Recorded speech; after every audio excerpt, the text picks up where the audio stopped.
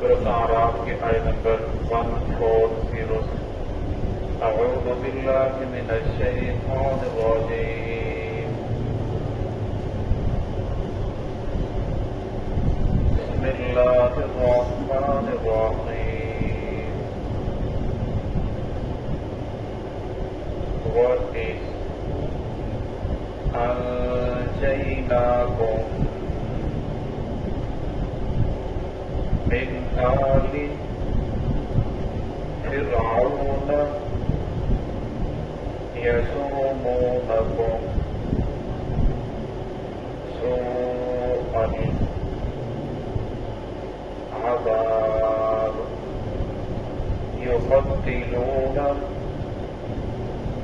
أبناءكم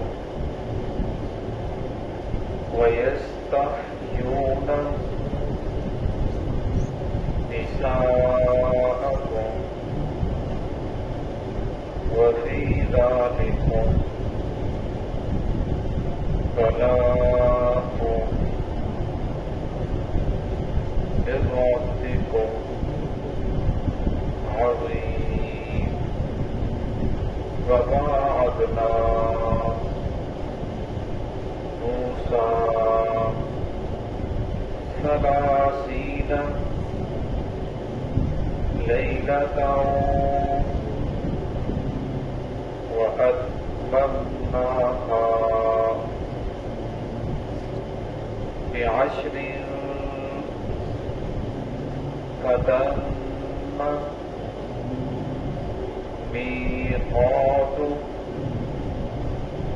ربه 40 ليلة۔ وقال موسى لأخيه هارون اخلفني في قومي وأصلح ولا تتبع سبيل المفسدين۔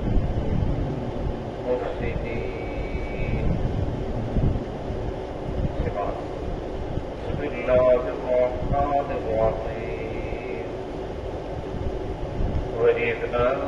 أنجيناكم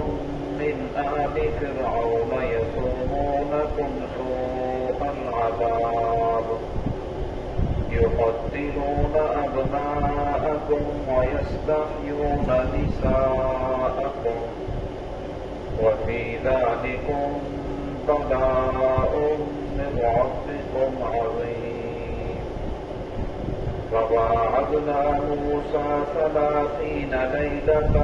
وأتممناها ب10 فتم ميقات ربه 40 ليلة۔ وقال موسى لأخيه هارون اخلفني في قومي وأصلح ولا تتبع سبيل المفسدين۔ وإذ أنجيناكم من آل فرعون، اور جب ہم نے نجات دی آل فرعون سے تم کو، یسومونکم سوء العذاب، وہ تمہیں چکھاتے تھے بہت برا عذاب، یقتلون ابناءکم، قتل کرتے تھے تمہارے بیٹوں کو، ویستحیون نساءکم، اور زندہ چھوڑتے تھے تمہاری عورتوں کو، وفی ذلکم بلاء من ربکم عظیم،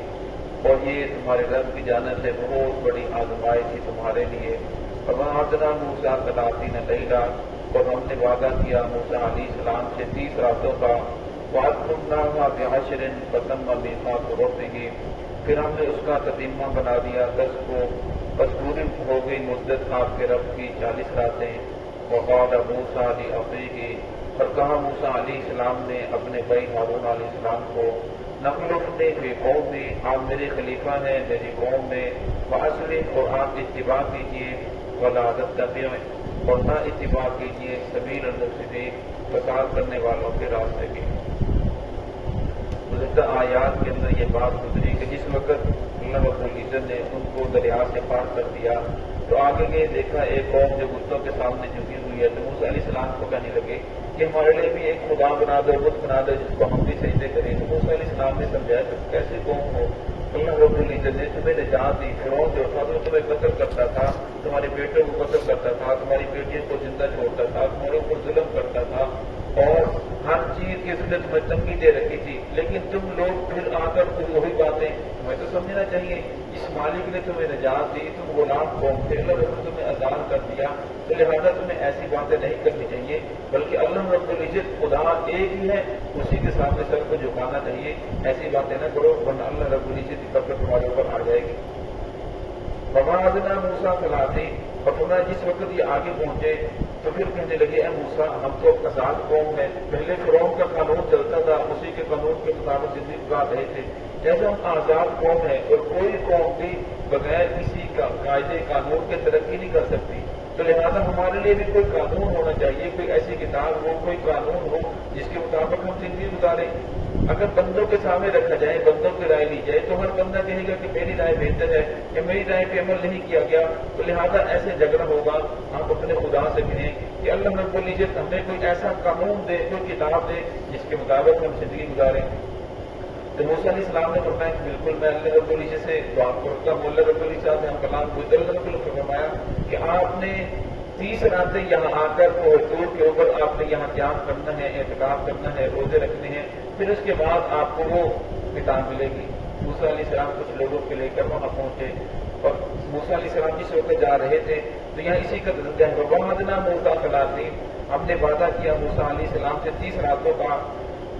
وَأَتْمَمْنَاهَا بِعَشْرٍ فَتَمَّ مِيقَاتُ رَبِّهِ 40 لَيْلَةً، پھر ہم نے اس کا تتمہ بنا دیا 10 کو، بس وہ بھی مدت آپ کے رب کی 40 راتیں، 30 راتیں روزے رکھے، قیام کیا اور وہاں اعتکاف کے اندر رہے، پھر اس کے بعد اللہ رب العزت نے 10 تختیاں عطا فرمائی، پھر 10 دن اور قیام کیا، روزانہ ایک تختی ملتی جس کے اوپر قانون سارا لکھا ہوا ہوتا، زندگی کے اندر کیسے رہنا ہے، کیسے زندگی گزارنی ہے، اور 40 راتیں جس وقت یہ مکمل ہو گئی تو جس وقت موسیٰ علیہ السلام جا رہے تھے وقال موسیٰ، تو موسیٰ علیہ السلام نے اپنے بھائی ہارون کو فرمایا کہ یہ بھی اللہ رب العزت نے نبوت عطا فرمائی تھی موسیٰ علیہ السلام کی دعا سے، موسیٰ علیہ السلام نے دعا کی کہ رب العالمین فرعون کے پاس جا رہا ہوں، وہ بڑا ظالم جابر ہے، لہٰذا ایسے کریں کہ میرے بھائی کو میرے ساتھ معاون بنا دیں، تو اللہ رب العزت نے ہارون علیہ السلام جو عمر میں بڑے تھے انہیں بھی نبوت عطا فرما دی۔ موسیٰ علیہ السلام قوم کے مزاج کو جانتے تھے، جب جانے لگے تو موسیٰ علیہ السلام نے کہا کہ میں تو جا رہا ہوں لیکن آپ نے پیچھے قوم کی اصلاح کرتے رہنا ہے، انہیں سیدھے راستے کی طرف لانے کی کوشش کرنی ہے، اور فرمایا وَأَصْلِحْ، جب آپ ان کی اصلاح کرتے رہو گے وَلَا تَتَّبِعْ سَبِيلَ الْمُفْسِدِينَ، تو اس کے اندر فسادی لوگ بھی ہیں، لہٰذا فسادی لوگوں کی آپ نے اتباع نہیں کرنی، ایسا نہ ہو کہ معاملہ بگڑ جائے، کیونکہ فسادی لوگ ہر دور کے اندر ایسے ہوتے ہیں جو سیدھے راستے کو بگاڑنے والے، ہر دور کے اندر ایسے لوگ رہے ہیں، اللہ رب العزت ایسے لوگوں سے محفوظ فرمائے۔ تو موسیٰ علیہ السلام نے جس وقت ہارون علیہ السلام کو سمجھایا کہ آپ ان فسادی لوگوں سے بچنا ہے، تو موسیٰ علیہ السلام یہ کہہ کر چلے گئے، جب موسیٰ علیہ السلام وہاں پہنچے تو پیچھے سے قوم بچڑے کی پوجا کرنا شروع کر دی۔ جب موسیٰ علیہ السلام واپس آئے تو موسیٰ علیہ السلام نے اپنے بھائی ہارون علیہ السلام کو داڑھی سے پکڑ لیا اور سر کے بالوں سے پکڑا کہ آپ، کیونکہ موسیٰ علیہ السلام سمجھتے تھے کہ ہارون علیہ السلام کا جو مزاج ہے نرم ہے، ان کی نرمی کی وجہ سے یہ معاملہ بگڑ چکا ہے، اور جس وقت ان کی داڑھی کو پکڑا سر کے بالوں کو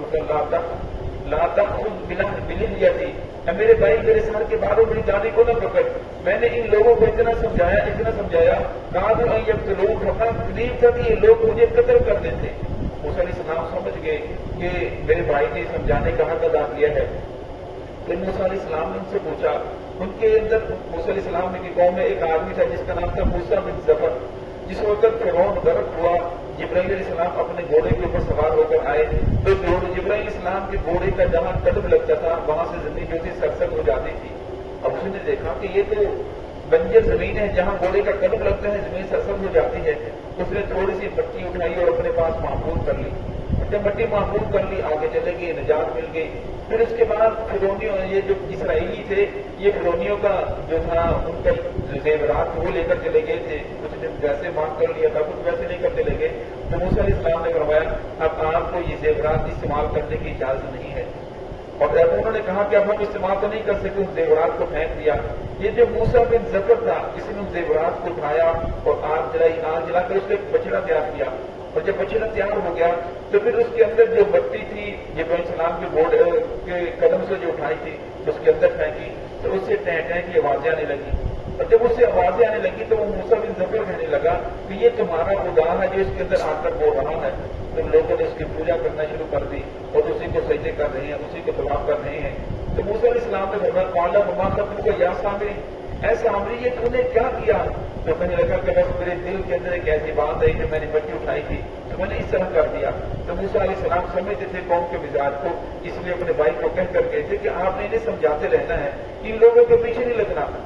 لیکن فرمایا ہارون علیہ السلام نے لوگوں کو بہت سمجھایا لیکن وہ لوگ باز نہ آئے۔ پھر جب وہ لوگ اس طرح کی شرک کے اندر مبتلا ہو گئے تو پھر اللہ رب کی طرف سے حکم آیا کہ یہ ایک دوسرے کو قتل کریں، جنہوں نے بچڑے کی پوجا کی ہے جو دوسرے لوگ ہیں وہ ان کو قتل کریں۔ پھر ان کے تمام کو قتل کر دیا گیا، وہ تو خون بہا۔ پھر موسیٰ علیہ السلام نے دعا کی کہ یا اللہ یہ تو بے وقوف لوگ ہیں، لہٰذا یہ تو معافی نہیں مانگ رہے، لہٰذا ان کی حال کے اوپر رحم فرما۔ پھر اللہ رب العزت نے ان کی معافی کو، توبہ کو قبول فرمایا۔ تو یہاں اسی کا تذکرہ تھا، آگے تذکرہ چل رہا ہے، سب کی تفصیل انشاءاللہ کرتا ہے۔